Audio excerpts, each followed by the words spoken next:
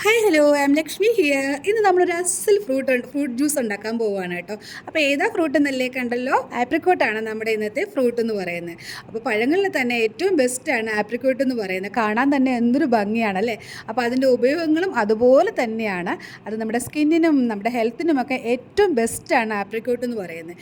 Apricot ഫ്രൂട്ടായിട്ട് കഴിക്കുന്നതാണ് ഏറ്റവും നല്ലത്. നമുക്ക് ജ്യൂസായിട്ടും കഴിക്കാം. ഞാൻ ഇന്ന് ജ്യൂസാണ് ഉണ്ടാക്കുന്നത് കേട്ടോ. അതുപോലെ തന്നെ ഇത് ഡ്രൈ ഫ്രൂട്ട്സ് ആയിട്ടും നമുക്ക് കിട്ടുന്നുണ്ട്. ഇനി ഇതിൽ എന്തൊക്കെ ഉണ്ടെന്നല്ലേ, വൈറ്റമിൻ എയുടെ ഒരു വലിയ കലവറയാണ് ആപ്രിക്കോട്ട് ഫ്രൂട്ട് എന്ന് പറയുന്നത്. അപ്പോൾ വൈറ്റമിൻ എ ധാരാളം ഉള്ളത് കൊണ്ട് നമ്മുടെ ഐ വിഷനൊക്കെ നല്ല ക്ലിയർ ആകാനായിട്ട് ഇത് നമുക്ക് സഹായിക്കും കേട്ടോ. വൈറ്റമിൻ സി, പൊട്ടാസ്യം, അങ്ങനെ ഒരുപാട് സംഭവങ്ങൾ ഇതിനകത്തുണ്ട്. ഫൈബർ കണ്ടൻറ്റും അതുപോലെ തന്നെയാണ്. നമുക്ക് ഈ ആപ്രിക്കോട്ട് ഓപ്പൺ ചെയ്യുമ്പോൾ നമ്മൾ തൊലിച്ച് നോക്കുമ്പോൾ തന്നെ നമുക്ക് അറിയാൻ പറ്റും ഇത് ഒരു ഫൈബറിൻ്റെ ശരിക്കും ഫൈബർ കണ്ടൻ്റ് ഉള്ളൊരു ഫ്രൂട്ടാണ്. അപ്പോൾ അത് കാരണം എന്താ, നമ്മുടെ കൊളസ്ട്രോൾ ലെവലൊക്കെ ഇതിന് കുറയ്ക്കാൻ പറ്റും, ഡൈജഷനൊക്കെ നന്നായിട്ട് നടക്കും. പിന്നെ ഇദ്ദേഹം ഒരു ആൻറ്റി ഓക്സിഡൻറ്റ് കൂടിയാണ് കേട്ടോ. പിന്നെ അതുപോലെ തന്നെ ഇതിനകത്ത് ഒത്തിരി അയൺ കണ്ടൻറ്റ് കൂടുതലുണ്ട്.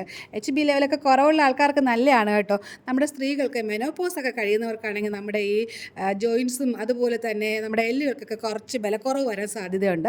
അപ്പോൾ അങ്ങനെയുള്ള ആൾക്കാരൊക്കെ ഈ ആപ്രിക്കോട്ട് വാങ്ങി സ്വയം കഴിക്കാൻ നോക്കുക, അല്ലെങ്കിൽ ജ്യൂസായിട്ട് കഴിക്കുക, അല്ലെങ്കിൽ പിന്നെ ഡ്രൈ ഫ്രൂട്ട്സും ഒക്കെ കഴിക്കുക. അപ്പോൾ ആപ്രിക്കോട്ട് എങ്ങനെയായാലും ഉള്ളിൽ പോകുന്നത് വളരെ നല്ലതാണ്.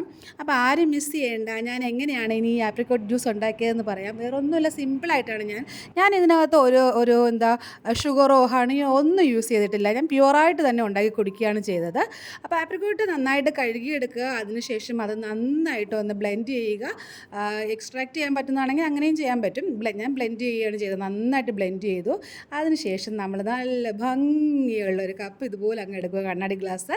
അതിനകത്തേക്ക് നല്ല ചില്ലായിട്ട് നല്ല ഐസ് ക്യൂബ്സൊക്കെ ഇട്ട് ഇവനെ അങ്ങോട്ട് അടിച്ച് വെച്ചേക്കുന്ന സംഭവം അതിനകത്തോട്ടൊക്കെ അങ്ങ് ഒഴിക്കുക. അപ്പോൾ ഞാൻ എല്ലാവരെയും ഒന്ന് പറ്റിക്കാനായിട്ട് കണ്ടോ, ഈ ആപ്പിൾ കൊണ്ടാണ് അതിനെ എനിക്ക് ഡെക്കറേറ്റ് ചെയ്യാനൊന്നും ഒന്നും കിട്ടിയില്ല കേട്ടോ. അപ്പോൾ ഞാൻ ഒരു ആപ്പിളിൻ്റെ കഷ്ണം ഉണ്ടായിരുന്നു വീട്ടിൽ, ആപ്പിൾ ഉണ്ടായിരുന്നു. അതിൻ്റെ ഒരു ചെറിയ പീസ് എടുത്ത് ഡെക്കറേറ്റ് ചെയ്യാൻ വേണ്ടി ശ്രമിച്ചു, പക്ഷേ നടന്നില്ല. അത് വല്ലാത്തൊരു ഡെക്കറേഷൻ ആയിപ്പോയി, നിങ്ങൾക്ക് കാണാൻ പറ്റും.